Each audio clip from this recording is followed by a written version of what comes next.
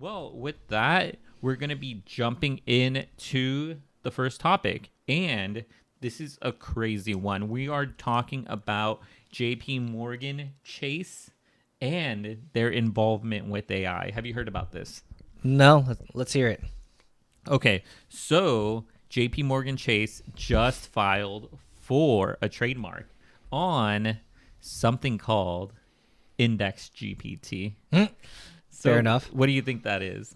It's probably this like something that's gonna tell them what to invest in.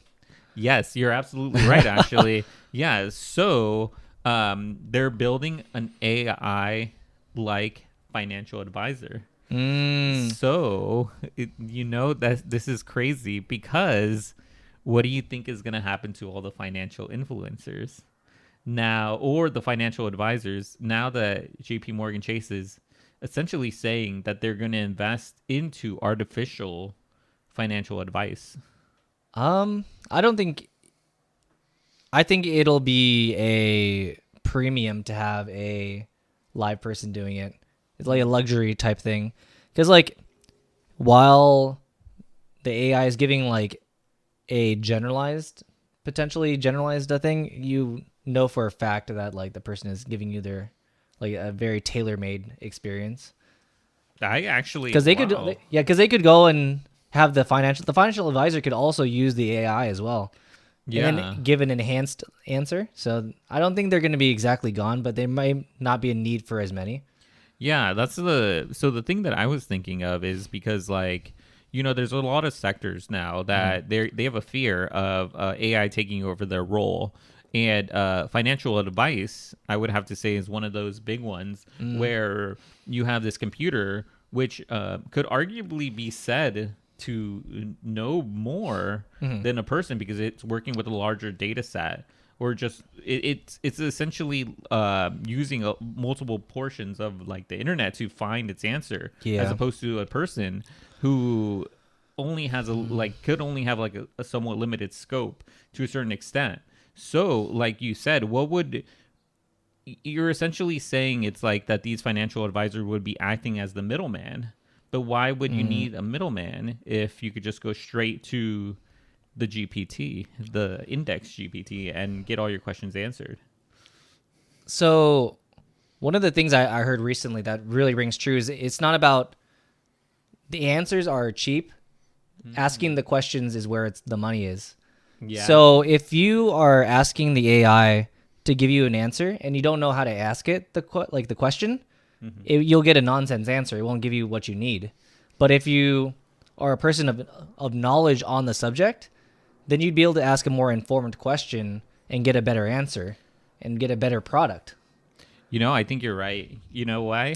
I attribute it to going to the doctor. Because no. WebMD? No, well, yeah. Essentially, like WebMD could tell you a bunch of stuff, a bunch of random stuff that might be No, wrong that's with true. you. But if you go to the doctor, in-person doctor, they could go and say more. They could tell you more about what you're feeling rather than a computer, because like there could be a bunch of stuff happening. That's true. So it is more of a tailor-made experience, and that is what you're paying for. You're paying for that tailor-made experience. You're paying for the questions that you might not even know that you had. So I think that it's a great idea. I honestly, when I read it, I thought that the people who would be using this is people like active like investors who are looking to further they already have a baseline knowledge and they're just furthering it, rather than the regular consumer. But who knows? I think it's going to take a while too for them to implement this. It might actually be sooner than later, but I think it'll be sooner than later, honestly, because the one place for those who don't know, this could be another discussion, but AI is already being used in the financial sector heavily. So a lot of the investment funds use high frequency trading, and those use AI models and like deep learning models to conduct trades at a fraction of a second. They see a trend and then they act on it. So they're making money like it goes up by 0.1, insignificant to us, and we wouldn't be able to perceive it or like be able to jump on it. but because it's a computer, it would instantly move the funds to there and then take them out because they could trade at that like frequency. They're getting an edge over us investors. Oh, 100%. So I could also see this specifically being implemented in what they call Bloomberg terminals. Oh, I know what you're talking about. Yeah. So for our listeners and watchers, so a Bloomberg terminal is basically a suite of like insider tools that like actual invest well not actual, but you can get it if you pay the money, but typically it's out of reach for a normal person to get a Bloomberg terminal, but you get like it's not insider information, but it's definitely more up to date information than is what released to the public, and you pay for this inclusivity to this club. And you know what? With that sort of information, it honestly could be like gaining millions of dollars or losing millions of dollars. It's that crazy. I didn't tell you this too, but JP Morgan Chase is already using. They're already testing this out.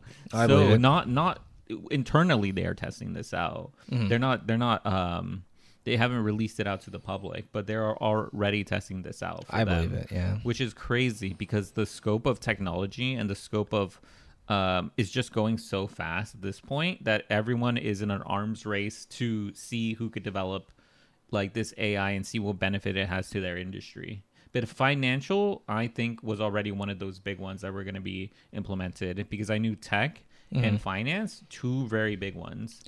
Yeah, because think about it this way. If you are thinking about analyzing two different funds, comparing the two different funds, you need to be able to ask the AI, like, what you want to get answered.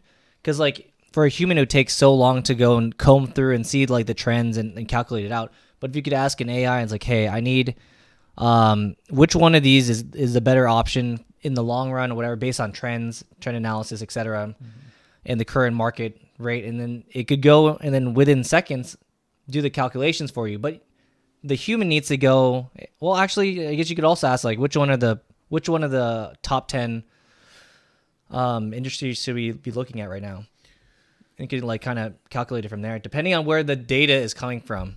So if it has access to like JP Morgan Chase like database, they have a lot. Or like, what is the hottest trading thing? Like, they'll know. Yeah, it's crazy. It's honestly wild that this is happening. In my opinion, I mean, it makes sense, but it's still wild. I think a lot of people now just are fearing for their job. But I think from what you said, it echoes a little bit true that it's like you have the experience and you have the knowledge, and it's just asking the right questions and be like having someone there to ask these questions to further to have like a tailor-made experience in a sense. A lot of it's like this. This is like a coding thing. So if it's garbage in, garbage out. So if you put in garbage questions and garbage data into this AI model, then you're going to get only trash results, or like they call it hallucinations by the AI.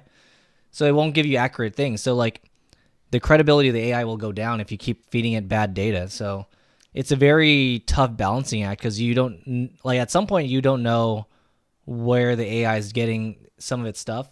So you don't know if it's like using the correct data, or like maybe it could be being manipulated on the other end. You wouldn't know.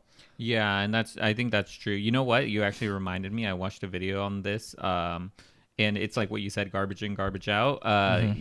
I saw a video on this person, and he was testing out code with vulnerabilities. He gave it generated the code within like a minute or less than a minute, like a few seconds. Yeah. But then it had a bunch of vulnerabilities. But people in the comments section were saying it's like you could ask it to check for vulnerabilities, and you could just make it better and scrub through it more. But like, why would you even need to ask it that then? Yeah. Like, why isn't it good from the beginning? Like, yeah, so it's interesting. It's interesting to think about, and I think that with something like it's like asking the right questions and making sure you repeatedly ask what you want more directly. So it's interesting. I thought this was an interesting topic in general because like the way that we view banking and investment over the next few years is going to drastically change.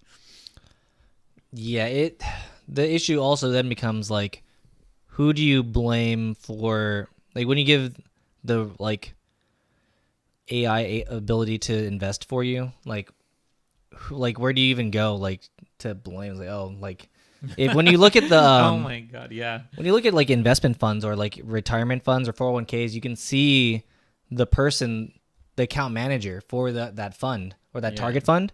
So you can like, okay, this is the person who's investing in it. Like you can like look into their like background if you wanted to go that far and see their track record and be like, okay, this person makes really good decisions, whatever. You know, has really managed these funds really well. But if it's an AI, they're like, well, No, well, it yeah. happens, Yeah, it's But harder. It's harder to blame a computer because it's harder yeah, to blame something that's faceless. That's what it is.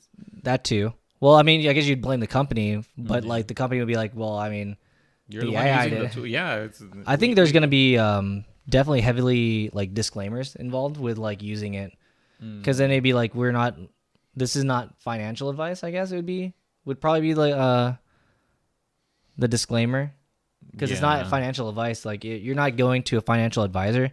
That's probably how they're gonna tier it too. Is that they would have financial advisors, and you'd have to pay more money, even if they're gonna use it for you. They'll vet like what the AI is saying. While the other one, you would have to like use your own judgment to like come to a conclusion. You know what I thought too.